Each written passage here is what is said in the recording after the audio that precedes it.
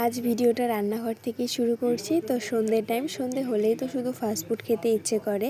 দিদি আর মা চা বানিয়ে খেয়েছে, চা তারপরে মুড়ি, চিড়ে ভাজা এসব বানিয়ে খেয়েছে। তো আমি তো চা খাই না, ভালো লাগে না, তাই আমি রান্নাঘরে চলে যাই। রান্নাঘরে গিয়ে ভাবছি কী খাবো, তারপর আমার চোখে পড়লো আলু। তো আমি ভাবলাম আলুরই সবজি বানাই, আমার খুব ভালো লাগে এইভাবে বানালে, মাংসের মতো অনেকটা।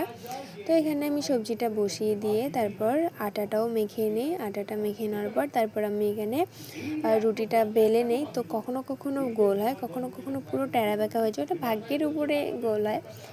তো আজ দুটো একটা হয়েছিল গোল, সেটাই তোমাদেরকে দেখালাম, তাও হয়তো প্রপার হয়নি।